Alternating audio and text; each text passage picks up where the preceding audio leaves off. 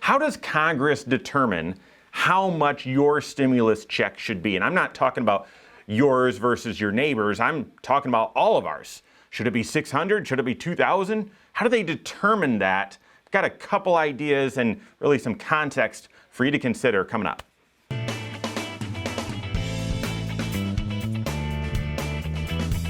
My name is Mike Bernard. I am the host of the Wise Money Show. I'm also one of the certified financial planners right here at Korhorn Financial Group. Make sure you hit that subscribe button, turn on notifications, and smash that thumbs up button. So hopefully you've received your second stimulus payment. If not, and you're wondering where is it, or you've got questions, check out some of the other videos that we've done right here on this channel to help answer those for you. But I've got a different question today, and that is, how do they determine what the amount of your stimulus should actually be? How do they come up with the number?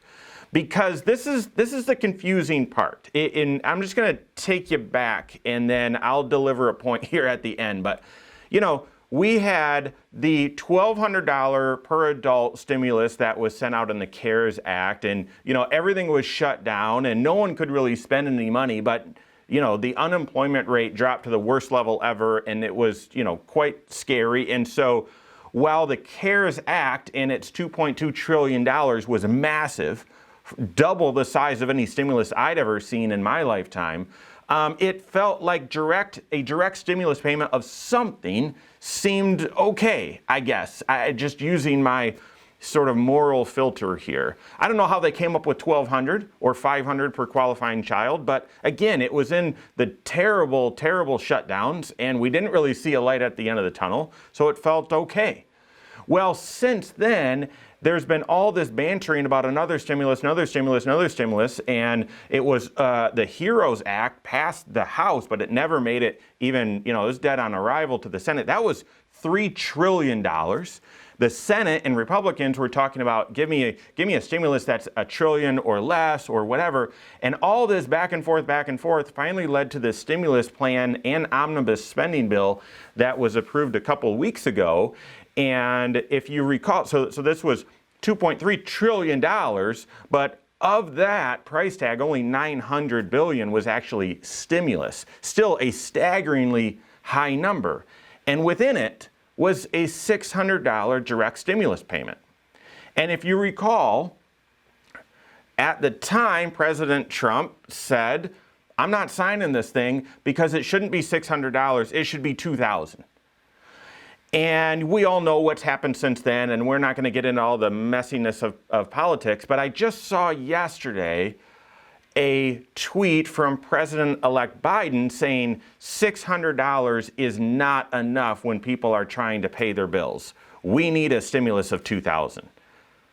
And it just has me wondering, how did they come up with these numbers?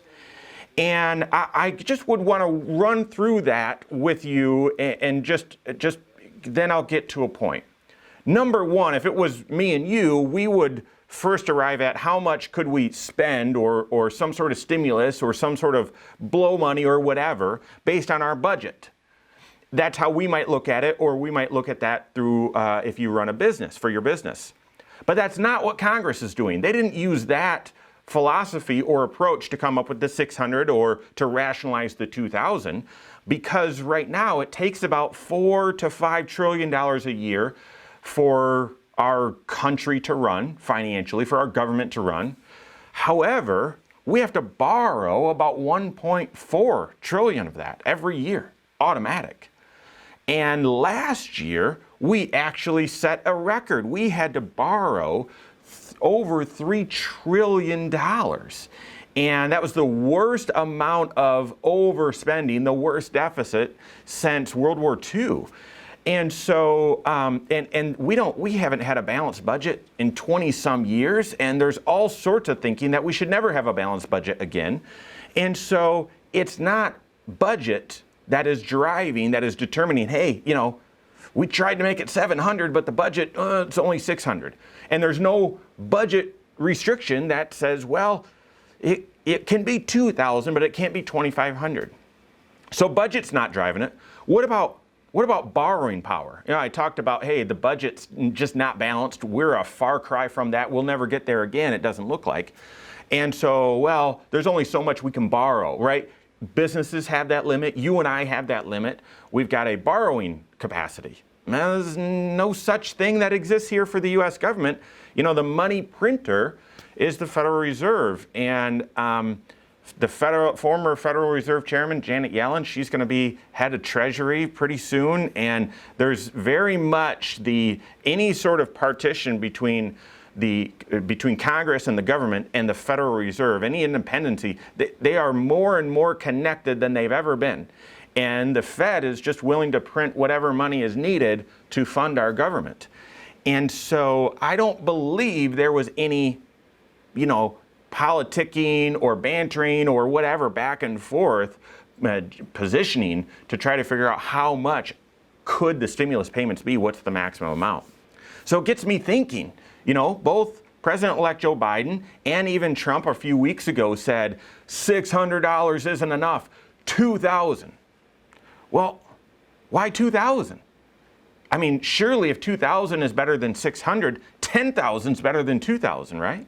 Well, heck, 20,000 is better than 10,000. You know what? 100,000 is better than 20,000. Let's just do $100,000 stimulus to everyone.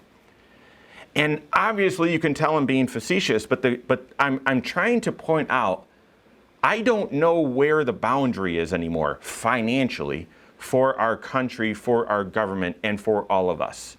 Because right now, we've got we just passed the last stimulus, and there's all sorts of discussion now and just expectation that there will be a third enormous stimulus package. It's just seems automatic. It seems like a $2,000 direct stimulus payment seems at this point automatic. There have been people talking about, I even did a video about $50,000 of federal student loan forgiveness is almost automatic at this point. And I've had a few folks that are on unemployment that are friends of mine, and they are receiving the additional $300 per week, and we're just approved for that. Now that's going to go for 11 weeks. That ends in March. Now, I don't think we're out of this. I don't think everyone's been vaccinated by then. So to me, that seems very peculiar, and I would expect that 300 to continue. And so I wonder about where does all of the money come from in should we care? Should you care? Should you worry? Now, we're going to do a video coming up about modern monetary theory, but there is something strange going on here, and I'm not sure what the boundaries are financially for our country anymore. And there again, modern monetary theory, we'll talk about it at some point, but they're even saying there should be no boundary. So here's the point that I would make. Don't structure your financial life in such a way that's going to require you to need a bailout. Don't make financial decisions that are double leveraged. If this thing works, it's going to be wonderful, but if it doesn't, I will be bailed out. I got to tell you, it sort of seems like our government is willing to do that. I know if through one lens you would look and say, well, the government's trying to do all this stuff because there are people that absolutely need help. 100%. Yes, I agree. And yet then there are also people that I see that are betting their life savings on Bitcoin or on shorting Tesla or on some other financial decisions that you would say, no, that's not logical. That's imprudent.